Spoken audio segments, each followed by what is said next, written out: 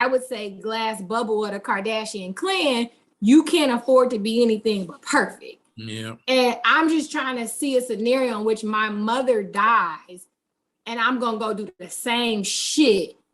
And it just something about this ain't sitting with me. Yeah, that's crazy. That is particularly when you crazy. Got small children. Like they got about 4 or 5 of them motherfuckers now, don't they? Something like that. They need to up his dosage. Yeah. Yeah. So it's just I'm just wondering, but I'm looking at this beef and I'm like, what are we beefing about again? Like I'm really confused and I don't understand. And it just doesn't make sense. So to that point, Drake had a line on, was it Betrayal? Trippy Red? Trippy Red, that song called Betrayal. Yeah, Trippy Red song where he had it's actually kind of funny. Yeah, that was a good line. Do you know it, Freeze? Yo, no, I just saw it a second ago. I was like, that line was. I don't want to misquote it, but I can paraphrase it, but it was funny. Man, I can't find it yet, but yeah. But basically, Dandridge, he said something to the effect of like, I don't know why these washed up 44, 45 year old rappers beefing with me. And then said, Ye ain't gonna let it go or whatever. He was not playing with that one. He said, Ye ain't gonna change, so why should I? You know what I'm saying? I felt him. I was like, that was a pretty good line. Pretty good line. Yeah, I can't. Yeah. And then when he posted the video, I'm sorry, when Kanye posted his address. Oh yeah. Drake had put a video on Instagram, I think, or either it was on Twitter, where he was just in the car driving in the drop top, just laughing. Yeah. Yeah. And then Kanye responded with that she took screenshot the text message sent to Drake, like, put a joker, like, I've been used to you jock types all my life. So be careful. You don't want what to get. I will destroy you. You know what I'm saying? The actual line by Drake was all these fools I'm beefing that I barely know. 45, 44, burned out, let it go. Ye ain't changing shit for me. It's set in stone. So that last part was in reference to when the album was gonna come out. Yeah. And because word on the street, man, is like he's supposedly Kanye is now trying to wait until Drake drops his first, as opposed to him dropping his first. So this just feels like, I don't know, call me sinister, but motherfuckers is falling off of planes in Afghanistan.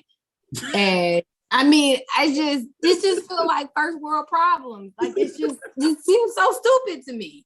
But maybe I'm missing it, right?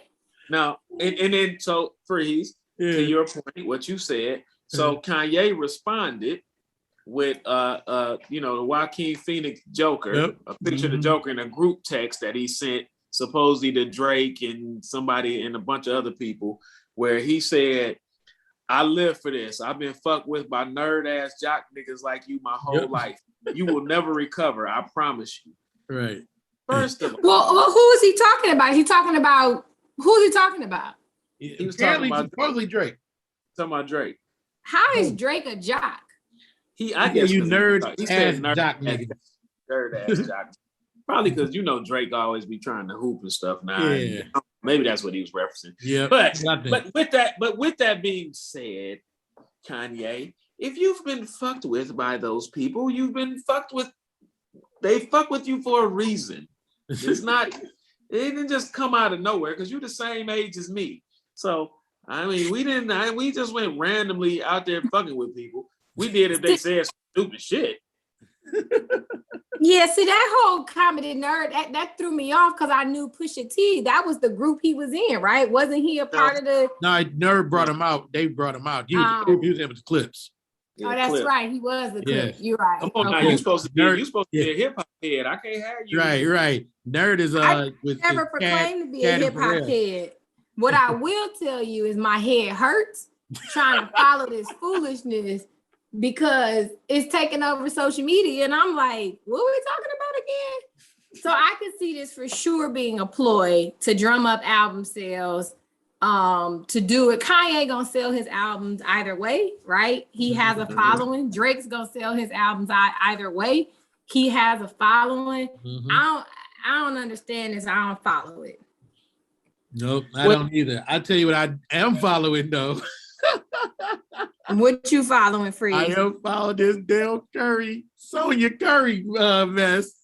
Man. How she gonna mess with the meme I saw today had me rolling? Like, how Sonya gonna leave Dale for the lawyer to hire a lawyer on the side of a bus advertising? I'm like, dog.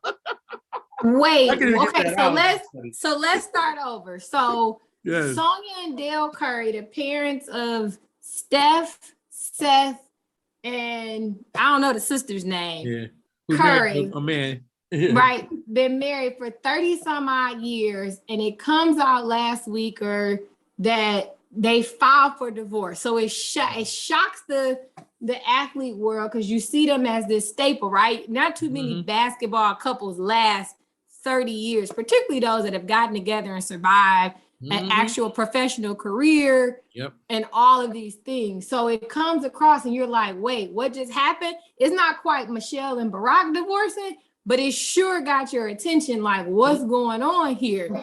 Well, it got your attention though, because they've always been painted as this, like, you know, couple that's in lockstep with one another. So that's why I think that's even more reason why, like, it made people go, what you talking about? Yeah, but who painted them like that, right? Who decided that they were lockstep? Who made that decision? I take so much umbrage with how we have made decisions about what happens in people's homes and lives. You're not gonna be cussing at me. Okay.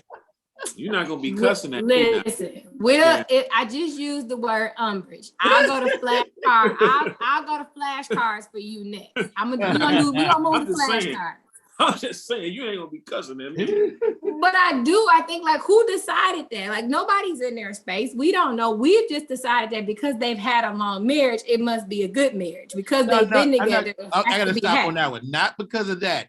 At every game, they were together. At every game they leave. Every game, I'm talking even in college, because that's what actually got her notoriety was when Steph was playing at Davidson, the cameraman looked up and saw her and was like, oh, she fine. And she was next to Dale the whole time. All the way from college, you always seen them. And every time they leave, they're holding each other's hand. So that's a good inference for people to say. That's not, oh, we just assume because they 30 years. No, when you see a person interacting and they're all the games supporting and, you know, cheering each other on and stuff like that, you know, the average person gonna make the deduction that, oh, yeah, it's a good marriage.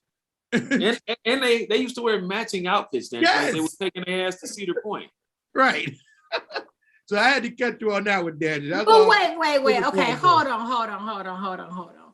What value system are we assigning or aligning to a couple who holds hands at a basketball game? No, that's it. You didn't hear what I said. Every game they were at Suns, every game, and they were together and they looked happy together. Like I said, every time they were at games. So you got to think about how long Steph been in the league now? 8 years? At least 8. And then 4 years in college. So we've seen them looking like a loving couple for 12 plus years, 10 plus years. So that's a different ball game. Beyonce and Jay-Z was at games together, holding hands and looking like a happy couple. And he was getting, what does that mean? Not to this extreme. You know what I'm saying? Jay-Z and Beyonce still ain't never wear matching outfits yet. No. And Jay-Z and Beyonce will be at a game and Jay-Z will look uninterested. Like, I mean, he usually talking to somebody else.